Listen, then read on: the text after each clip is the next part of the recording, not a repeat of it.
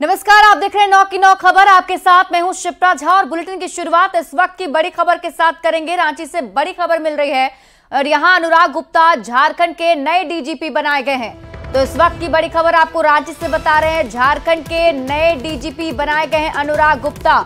इससे पहले एसीबी और सीआईडी डीजी रहे हैं अनुराग गुप्ता और इन्हें अब झारखंड की कमान दी गई है। झारखंड डीजीपी बनाए गए हैं। सरकार ने इसको लेकर अधिसूचना भी जारी कर दी है। आपको बता दें 1999 बैच के आईपीएस अधिकारी हैं अनुराग गुप्ता। वहीं अभी तक झारखंड डीजीपी की जिम्मेदारी निभा रहे 1989 बैच के आईपीएस अधिकारी अजय कुमार सिंह को ट्रांसफर करते हुए Jharkhand police housing corporation limited का अध्यक्ष प्रबंध निदेशक बनाया गया है। तो बड़ी खबर आपको बता रहे हैं, इस वक्त की बड़ी खबर सामने आ रही है। झारखंड के नए डीजीपी बनाए गए हैं अनुराग गुप्ता और आपको बता दें कि सरकार ने इसको लेकर अधिसूचना जारी भी कर दी है। 1999 बैच के आईपीएस अधिकारी हैं अनुराग गुप्ता।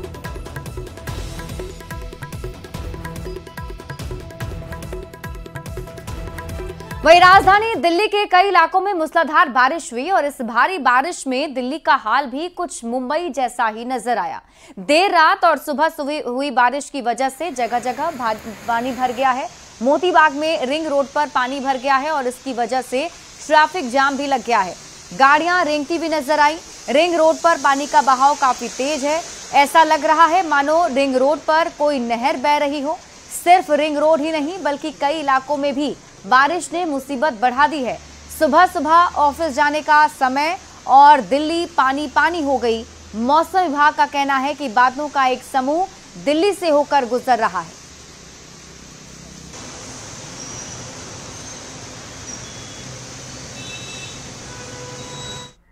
और अगली बड़ी खबर आपको बांका से बता दें, जहां कांवरिया की चाकू मारकर हत्या कर दी गई है।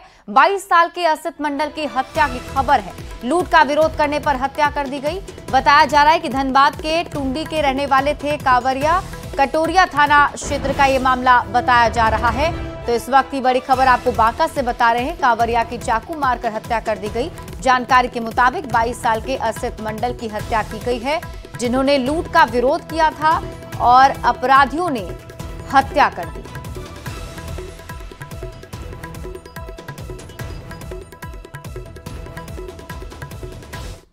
और देखिए, बिहार बीजेपी में बड़ा उलटफेर हुआ है। बीजेपी ने प्रदेश अध्यक्ष सम्राट चौधरी को हटाकर दिलीप जायसवाल को बिहार की कमान सौंप दी है। केंद्रीय नेतृत्व ने सम्राट चौधरी को 1 साल के भीतर ही प्रदेश अध्यक्ष के पद से हटा दिया।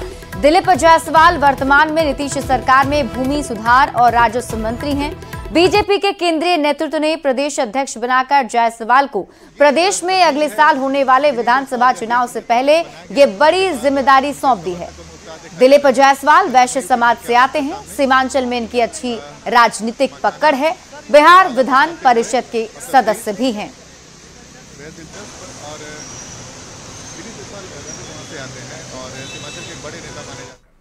तो ये बीजेपी ने दिलीप जायसवाल को पार्टी का प्रदेश अध्यक्ष बनाकर न सिर्फ एक साथ कई सियासी समीकरणों को साधने की कोशिश की है, बल्कि चुनाव से पहले रणनीतिक तौर पर भी बढ़त बना ली है। आप ये रिपोर्ट देखिए।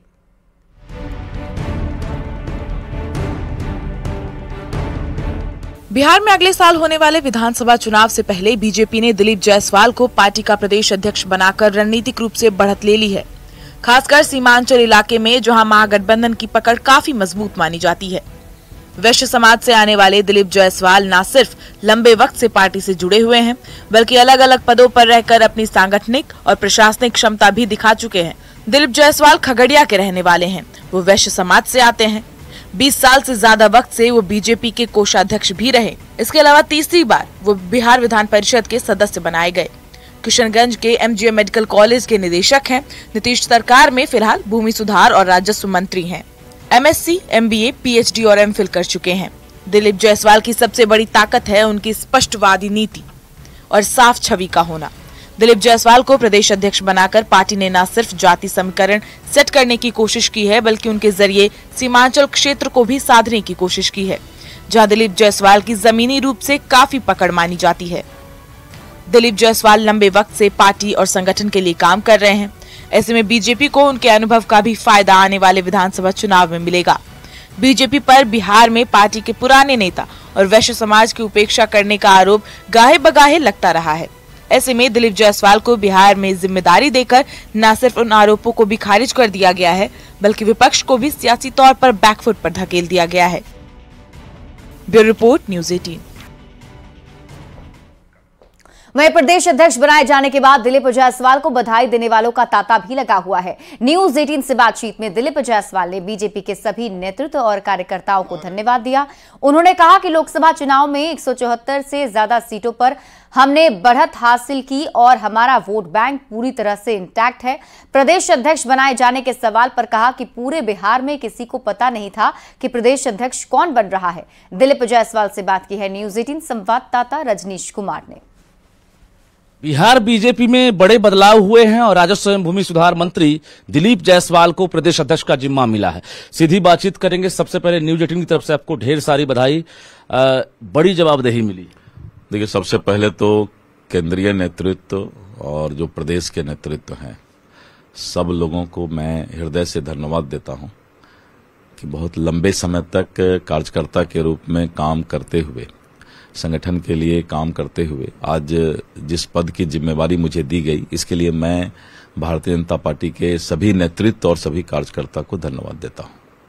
लेकिन क्या लग रहा है कि आगे विधानसभा चुनाव है, एक बड़ी चुनौती होगी आपके सामने? देखिए, मैं बताता हूं आपको, जब नीतीश कुमार जी और भारतीय जनता पार्टी साथ रहकर चुनाव लड़ती है, बहुत पिछला रिकॉर्ड जितने दिन का आप देखिए, और साथ में चिराग पासवान जी हैं, मांझी जी हैं, उपेंद्र कुशवाहा जी हैं, और आपने अभी देखा कि जो लोकसभा चुनाव हुआ उसमें भी 174 सीट से ज्यादा सीट पर हम लोगों ने जो है बढ़त, काफी बहुमत हम लोगों ने जीत हासिल किया है।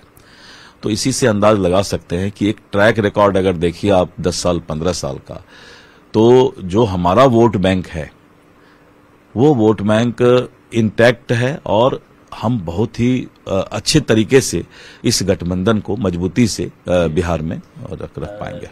सुबह से देख रहे हैं कि बधाई देने वालों का तांता लगा हुआ है, फोन पर भी और फिजिकली भी लोग आकर बधाई दे रहे हैं। कौन कौन लोग बधाई दे रहे हैं? नहीं, मैं बताता हूं आपको, मुझे कार्यकर्ता जितने हैं उनका बधाई आ रहा है। सुबह से जो गांव-गांव के विभिन्न बिहार के क्षेत्र के कार्यकर्ता हैं उनकी बधाई आ रही है और कार्यकर्ताओं में एक खुशी है, क्योंकि मेरा स्वभाव है कि मैं सबको प्यार, सबको सम्मान देकर चलता हूं, तो उसी के चलते बधाइयां आती हैं। लेकिन कहा जाए तो बीजेपी के अलावा भी बधाई मिल रही होगी। निश्चित रूप से सभी दल के लोग से मेरा बहुत ही अच्छा रिश्ता है और राजनीति अलग चीज है, लेकिन जो व्यक्तिगत रिश्ता है वो राजनीति के चलते कभी भी खराब नहीं होना चाहिए किसी से। तो इसलिए मैं उसी माहौल के तहत राजनीति करता हूं शुरू से, तो मेरा रिश्ता सबसे अच्छा। दलीय बधाई मिल रही है। निश्चित रूप से सभी लोग खुश हैं, सारे दल के लोग खुश हैं कि एक अच्छे व्यक्ति को ये जिम्मेवारी दी गई है और मुझे भी ईमानदारी से ये जिम्मेवारी निभानी चाहिए। केंद्रीय नेतृत्व की उम्मीदों पर कितने खड़े उतरेंगे? देखिए, 2025 एनडीए गठबंधन भारी बहुमत से सरकार बनाने जा रही है और कोई भी महागठबंधन और ये जितने भी दल हैं वो सपना देखना बंद करें, क्योंकि बिहार की जनता एनडीए को पसंद करती है। नीतीश कुमार जी और भारतीय जनता पार्टी जीतन राम मांझी, चिराग पासवान, उपेंद्र कुशवाहा के नेतृत्व को पसंद करती है। बिल्कुल। तो हमारे साथ नए प्रदेश अध्यक्ष और राजस्व मंत्री दिलीप जायसवाल थे, जिन्होंने बातचीत की है और अपना लक्ष्य भी बताया है। जाहिर है कार्यकर्ताओं के साथ साथ नेताओं का लगातार अभी एक तरह से बधाई देने का सिलसिला जारी है और दिलीप जायसवाल ने साफ कहा कि 2025 निश्चित रूप से टारगेट रहेगा। सीमांचल के साथ साथ पूरे बिहार पर बीजेपी का कब्जा हो, इसको लेकर हम लोग आत्ममंथन भी करेंगे और इसको लेकर टारगेट भी रहेगा। कैमरामैन अमित के साथ रजनीश कुमार, न्यूज़ 18 पटना। बिहार विधानमंडल के मानसून सत्र का आज आखिरी दिन है और सदन में विपक्ष ने पहले दिन से हंगामा कर रखा है।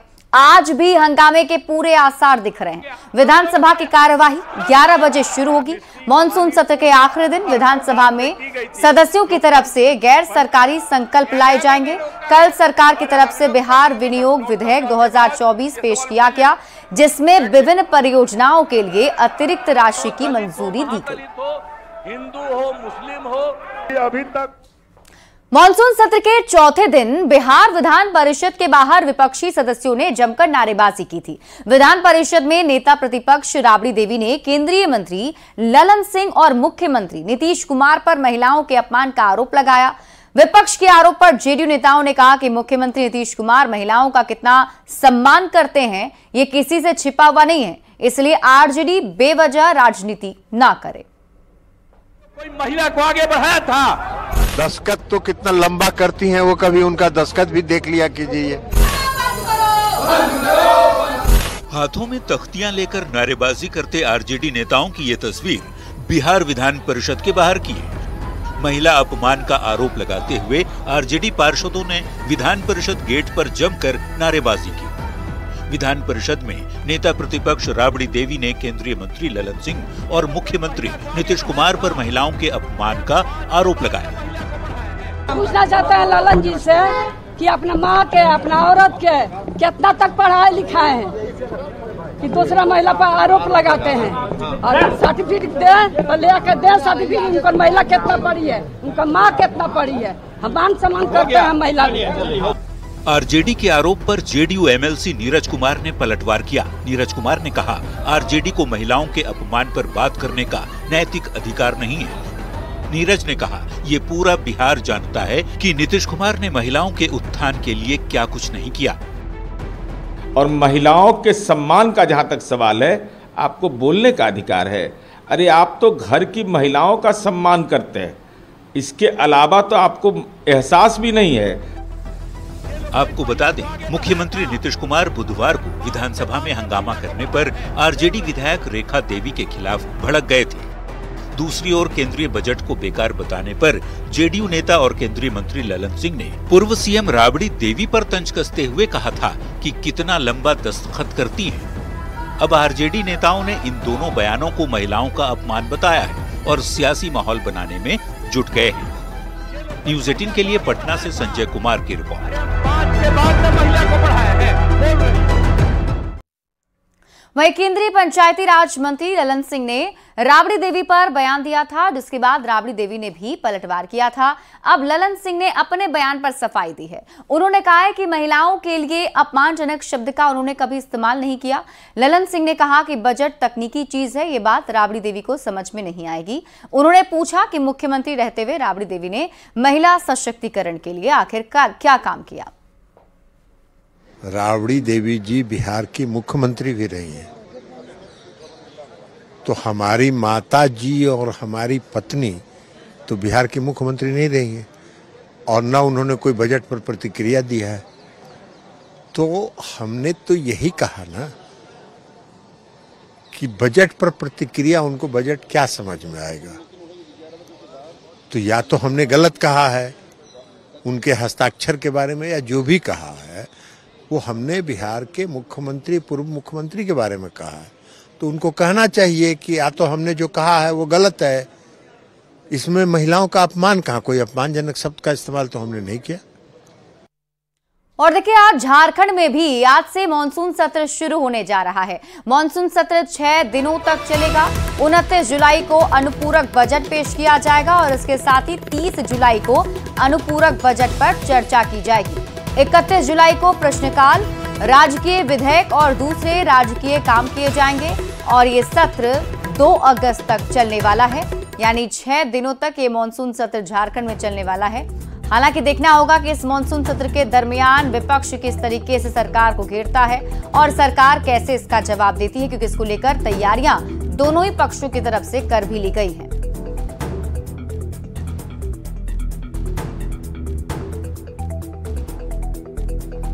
और देखिए, आज करगिल विजय दिवस के 25 साल पूरे हो रहे हैं। प्रधानमंत्री नरेंद्र मोदी आज द्रास वॉर मेमोरियल में मौजूद रहेंगे।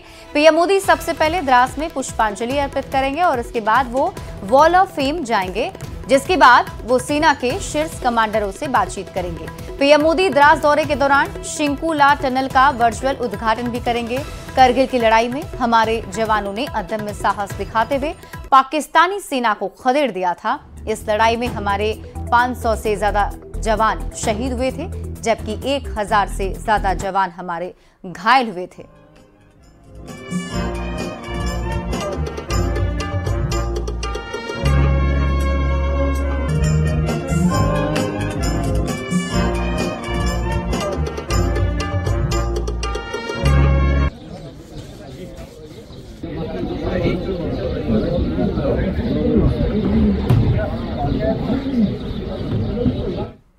वहीं करगिल युद्ध के दौरान ऑपरेशन विजय के तहत 60 दिन तक चली जंग में बिहार रेजिमेंट के सैनिकों ने भी दुश्मनों के छक्के छुड़ा दिए थे। बिहार के लखीसराय जिले के रहने वाले एक ऐसे जाबाज अधिकारी बीपी सिंह से न्यूज 18 संवाददाता शंकर आनंद ने बातचीत की। बीपी सिंह को उनकी वीरता के लिए कई पदकों से सम्मानित किया जा चुका है।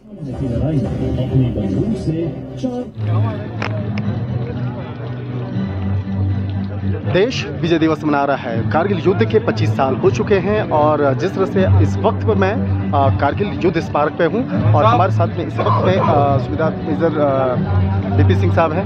सर, मैं जानना चाहता हूं, जिस वक्त में कारगिल युद्ध हुआ था वो वक्त जो है काफ़ी महत्वपूर्ण रहा। आज 25 साल पूरे हो गए हैं। उस युद्ध की जो घड़ी को आप याद करते हैं तो कैसे देखते हैं, और आपकी और आपकी टीम की जो भूमिका की बात करें बहुत ही महत्वपूर्ण है। देखिए, हम लोग उसमें पर्सनली हमारी रेजिमेंट जो भरतपुर में थी, बस स्पेशल बुलावा था और 12 मई को डे में रिपोर्ट किया और वहाँ डेट वाइज हमने डिस्ट्रीब्यूट किया गया। तो सबसे पहले हमारे रेट में एक 3 जवान हुआ करते थे। तो सबसे पहले हम तुर्तुक चले गए। तुर्तुक में 1 महीना रहा। उसके बाद जैसे जिस क्षेत्र में घटनाएं बढ़ती रहती थी, ईडी का वहाँ ज़्यादा वैल्यू मिलता था, वहाँ मांग होती थी, वहाँ मुझ भेजा जाता था। उसके बाद वहाँ से हनथांग आए, हनथांग से उसके बाद फिर जो मेन पॉइंट काक्सर सेक्टर में सडल पोस्ट पर भेजा गया। और उससे पहले जुलाई महीने में उसका पाकिस्तान के कैप्टन जो है सो अपने इंडिया में आकर के वापस चला गया था। उसमें ईडी थी नहीं। तो वहाँ पर जाकर के जब हमने पहुँचा तो हम Igla 1M missile, infra guided launch to air missile, जो कि सरफेस टू एयर मिसाइल है, बट हिस्ट्री में first time surface to surface हमने करके दिखाया और हम कामयाब हुए। सर, एक व्यक्तिगत सवाल भी हम आपसे पूछना चाहेंगे कि सर, आप मूल रूप से कहाँ के रहने वाले हैं, किस तरह से आपकी पढ़ाई लिखाई हुई और किस तरह से आपके बारे में ये जाना जाता है कि आप काफ़ी मुश्किलों का सामना करते हुए पढ़ाई लिखाई करके उसके बाद आज इस मुकाम तक पहुँचे, जिसके लिए आपको काफ़ी याद भी किया जाता है। मैं बिहार के लखीसराय जिले का वलीपुर गांव का हूं और वहीं हमारे मेघरा मिश्री विश्वविद्यालय में हमने प्रारंभिक शिक्षा किया। मैं आपको दिखाना चाहूँगा कि देखिए, कारगिल युद्ध स्मारक है जहाँ पर देश के प्रधानमंत्री नरेंद्र मोदी जो हैं वो यहाँ पर आकर के उन जवानों को आज श्रद्धांजलि दे रहे हैं, उन जवानों को याद कर रहे हैं जो कारगिल युद्ध के समय में शहीद हुए। शंकर आनंद, न्यूज़ 18, कारगिल युद्ध स्मारक। और पूरे देश के साथ साथ झारखंड भी विजय दिवस की 25वीं सालगिरह मना रहा है। इस दिन भारत ने करगिल के युद्ध में पाकिस्तान को धूल चटाते हुए करारी शिकस्त दी थी और इस महाविजय में गुमला के 3 बेटों ने सर्वोच्च बलिदान देते हुए भारत मां के लिए प्राण न्यौछावर कर दिए थे। इन 3 वीर शहीदों के नाम जॉन अगस्तुस एक्का, शहीद बिरसा उरांव और शहीद विश्राम मुंडा है। शहीद जॉन अगस्तुस एक्का का परिवार उनकी शहादत को याद कर आज भी भावुक हो जाता है, साथ ही साथ उनके सर्वोच्च बलिदान पर गर्व भी करता है। कारगिल विजय दिवस मनाएगा। तो कारगिल विजय दिवस में सैकड़ों जो जवान थे उन्होंने अपने प्राणों की आहुति दी थी, तब जाकर के जो पाकिस्तान के द्वारा हमला किया गया था भारत पर, उस पर सफलतापूर्वक विजय प्राप्त किया गया था। तो उसमें से गुमला के भी 3 लाल थे। आपको बता दें, जॉन अगस्तुस एक्का, विश्राम मुंडा और बिरसा उरांव थे। उन्होंने अपनी प्राणों की आहुति दी, सर्वोच्च बलिदान दिया, तब जाकर के जो पाकिस्तानी जो सैनिक थे उन पर कब्जा पाया गया। तो हम इस वक्त मौजूद है शहीद जॉन अगस्तुस एक्का के घर पे। मेरे पति जम्मू कश्मीर में 25 दिसंबर को शहीद हो गए।